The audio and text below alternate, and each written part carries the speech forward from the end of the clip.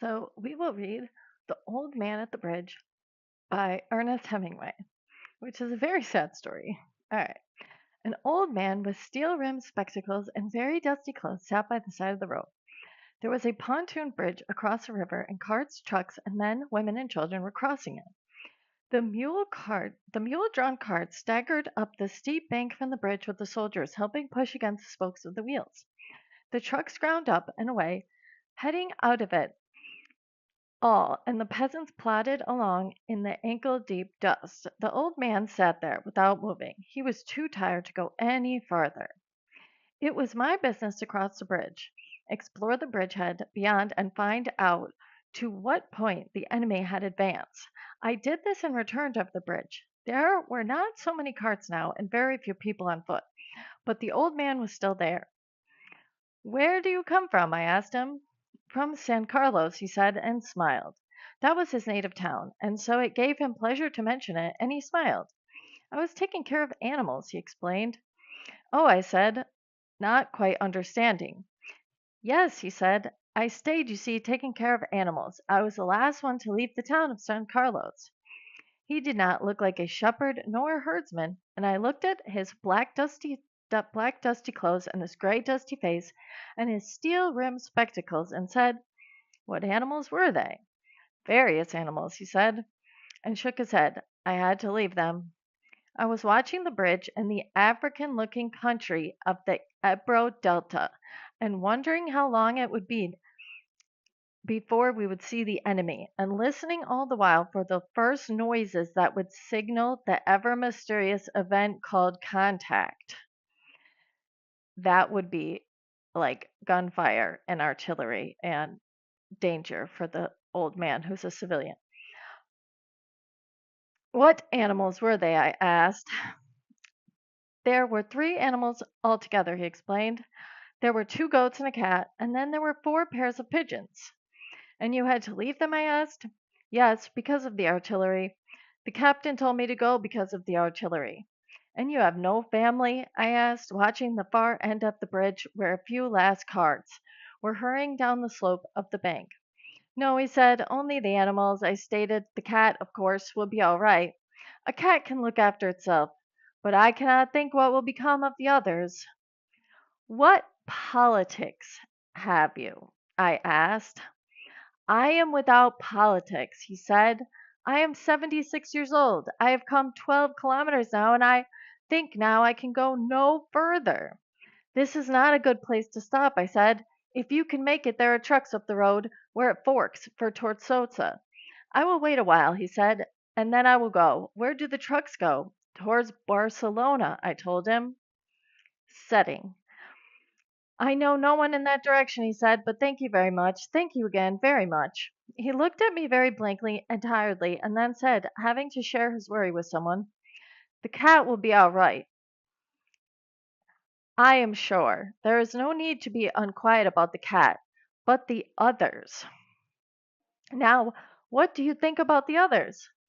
"Why, they'll probably come through it all right." "You think so? Why not?" I said, watching the far bank where now there were no carts.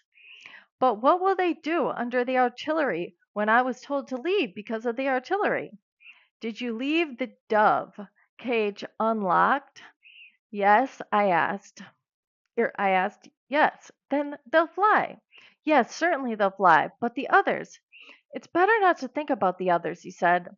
"If you were rested, I would go," I urged. "Get up and try to walk now." "Thank you," he said. He got to his feet, swayed from side to side, and then sat down backwards in the dust. "I was taking care of animals," he said dully, "but no longer to me." I was only taking care of animals. There was nothing to do about him. It was Easter Sunday, and the fascists were advancing toward the Ebro. It was a gray overcast day with a low ceiling, so their planes were not up. That and the fact that cats know how to look after themselves was all the good luck that old man would ever have. And that would be the resolution of the story. So, if we were going to fill that out, this is the resolution that basically this old man, he's not going to make it through this. We also get more information that this is Easter, which makes it even more sad that this would be an important holiday for people. If we were going to say the climax really would be this, when the old man goes to get up and then he falls back into the dust. The climax, old man falls into the dust, because at that point the conversation stops. Like, he says no, he's no longer talking to him. So the climax is basically the old man's not going to make it, and the narrator is going to give up. Climax, old man falls into the dust. It's not a very eventful climax, but then your falling action, um, old man begins talking to himself, signaling his deterioration. He's he's not going to be able to interact with people much longer. He's going to die on the bridge. That's why this story would be obviously very sad. That this man has no politics. So wait, then as we go with these, this would be your rising action. This conversation.